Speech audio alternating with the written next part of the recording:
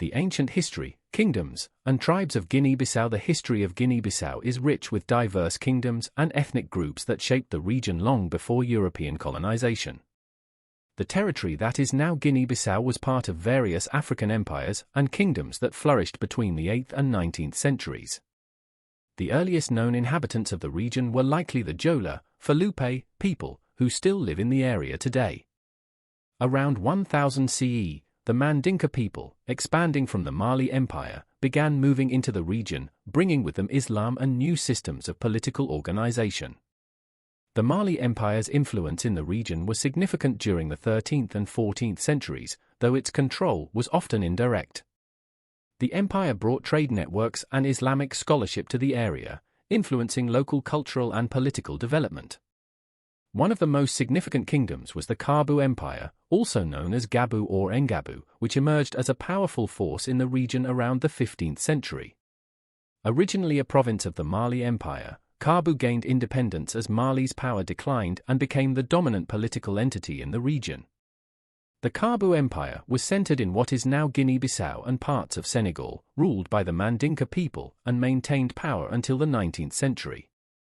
The major ethnic groups that historically inhabited the region include the Balanta, known for their sophisticated agricultural techniques and strong resistance to outside control. They became one of the largest ethnic groups in the region.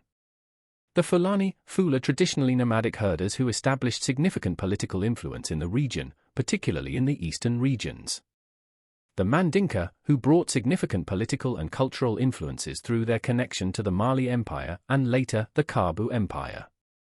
The Papel, who inhabited the coastal regions and developed complex social and political systems. The Manjaco and Mancanya, who established themselves primarily in the northern coastal regions.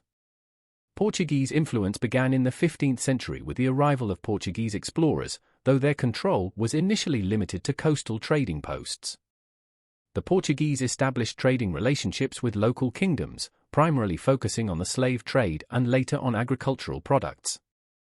The Kabu Empire's decline in the 19th century coincided with increasing European colonial presence.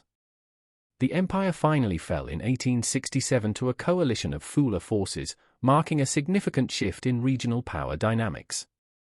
This period of upheaval coincided with intensifying Portuguese colonial efforts to establish more direct control over the territory. The social structure of these pre-colonial societies was complex and varied.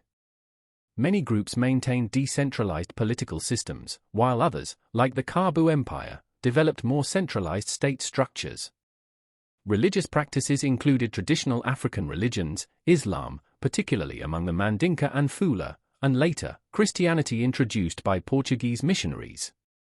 Each ethnic group developed distinct cultural practices, social organizations, and economic activities. The Balanta developed sophisticated rice cultivation techniques in the coastal swamps.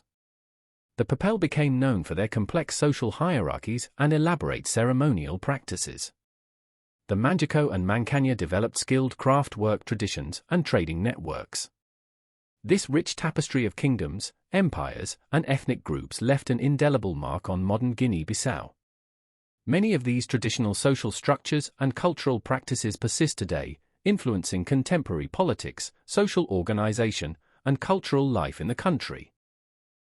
The resistance to Portuguese colonization, which would eventually lead to independence, was often organized along these traditional ethnic and social lines, demonstrating the enduring strength of these historical institutions. Understanding the complexity and sophistication of these pre-colonial societies is crucial for appreciating Guinea-Bissau's rich cultural heritage and the foundations of its modern national identity.